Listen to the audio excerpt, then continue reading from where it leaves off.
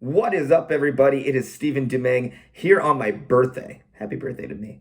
At the Epicenter.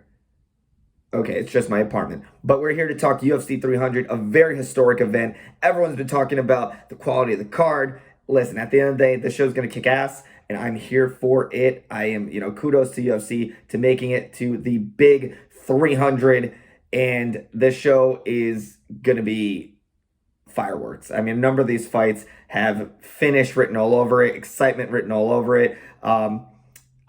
Truth be told, I would have loved to have seen one return, an old school fighter or a legend, so to speak. And in a Legends fight, I think would have been appropriate in a card like this, but I digress. Let's jump right into the main card. We are opening the fight card on pay-per-view with the middleweight division undefeated prospect Bo Nickal facing off with Cody Brundage, who is, I believe, 0.500 in the UFC, in what looks on paper to be a kind of a showcase fight for like I said, the undefeated Bo Nickal, who they're obviously trying to push to the moon.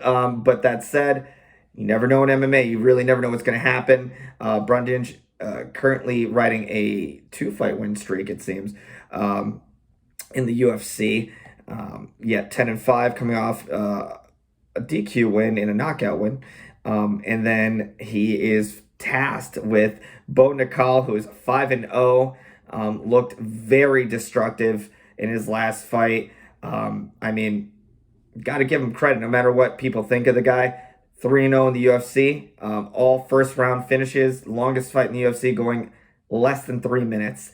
And I think the trend is going to continue here. I think he's going to really look to prove his worth and prove to the doubters he deserved to open the show. Like I said, historic 300. It's a pretty big deal to open the show here on pay-per-view. That said, I think Bo brings the fireworks. Another first-round finish with his hands. I think he was really feeling the striking game his last fight out, and I think he's going to try and continue that. So I'm going with Bo Nickal by TKO in the very first round. I wouldn't be surprised if it goes longer than 3 minutes, but I think it'll be sometime in the 4 to 5 minute range. I think he's going to clip Cody, get the finish by TKO. So that will be in the middleweight division. We have our opening fight there on the PPV. We have former lightweight champion Charles Oliveira, who has the most finishes in the UFC, speaking of finishes, in the UFC against Arman Tsarukyan, in what is going to be what people are dubbing a title eliminator in the lightweight division. Coming off his first round TKO finish of Beneil Dariush, is Charles Oliveira. Sandwiched in between that was a loss to Islam, and prior to that, one of the most, in my opinion, incredible streaks in UFC or MMA history. I mean, this streak he went on in the UFC from 2018 till the Islam loss was nothing short of impeccable.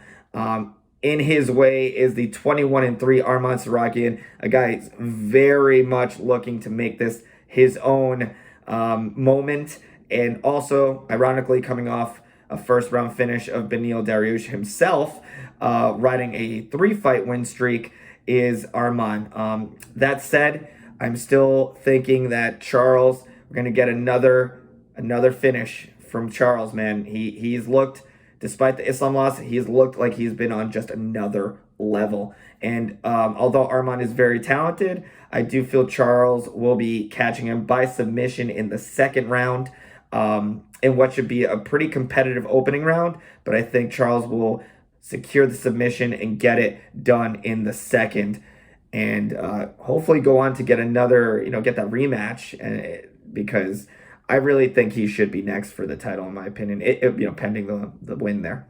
For the BMF title, the baddest mofo, we have Justin Gaethje against Max Holloway, who's coming up from the featherweight division to return to lightweight, and he will be facing off, the absolute fireworks. I don't think I've ever seen in or outside the UFC Justin Gaethje, and same for Holloway for that matter, but Justin Gaethje in a boring fight at all. Same thing like with Max. You get two of the most exciting fighters, two very durable fighters, I might add, who will be going toe-to-toe, and this is going to be fun. I mean, this fight is a lot of people think it's one-sided, that Max really doesn't stand a chance.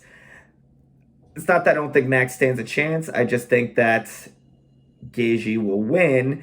However, this will be, I don't think it'll be as lopsided as people think. I think it's going to be a competitive fight. I think Max is, I mean, he's only been finished once in his career, and I don't see that finish happening from Gaethje here.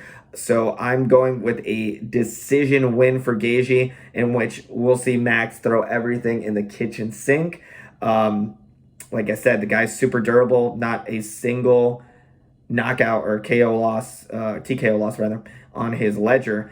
And Justin Gaethje, who will be looking to change that, the highlight, looking to bounce off, continue that 2-fight winning streak he has built, that destructive head kick knockout over the Diamond, Dustin Poirier, that majority decision over Fiziev. He's looked very good, and I think he will continue his winning ways, albeit by decision. I will be going with Gaethje by unanimous decision, and he will be celebrating with the BMF title. Super cool that Mark Coleman, all the respect in the world to Mark Coleman, who will be presenting the title, which is super cool. I mean, that's going to be, it doesn't get any more badass mofo than that guy presenting the title. And in our co-main event of the evening for UFC 300, we will have Weili Zhang against, forgive me if I totally butcher these names, Xiaonan Yan. So Zhang versus Yan in the strawweight division, the title on the line. I think we were going to see a hashtag and still championship victory for Zhang. She will be looking to continue her momentum against a very, very talented fighter in Yan. I mean, Zhang is arguably one of the best fighters in all of women's MMA, and she will be looking to continue her streak as she would be 4-0 in her most recent fights, but I see it happening. I'm going to go with Zhang by unanimous decision. And last but certainly not least, we have our main event of the evening. We have Hill versus Pereira, and Jamahal Hill 12-1 against 9-2 Alex Pereira for the light heavyweight crown. This is going to be a fight I do not see going to the cards. I don't think we're going to need the judges whatsoever for this one. And Hill coming, in my opinion, I think he might be coming in a little too soon, despite what's being said. All the best to him in that regard. But he will be coming back from injury and having relinquished the title that Alex won when it was vacated. So Alex, the current champion, in a kind of unification bout in a way, facing off for the light heavyweight crown. We have Pereira looking to continue his momentum. I mean, he's already done some insane things when it comes to his resume in the UFC. And having knocked out Jiri Prochazka and taking the win over Jan Blachowicz, he will be looking to take out Jamahal Hill, who, like I said, I think is a pretty underrated fighter. He's only been stopped once in his career, and it was a nasty injury. So submission injury, TKO, against Paul Craig, but he's won every single fight since then, and has looked destructive, I might add. Like I said, this fight, I do not see going the distance whatsoever. However, that said, I do think we will have a successful title defense from Alex Pereira, winning by knockout in the second round. So those are my picks. Stay tuned for more MMA talk. Thank you, 1495 Sports, for always hosting us. And thank you guys. Enjoy the fights. UFC 300. I cannot wait.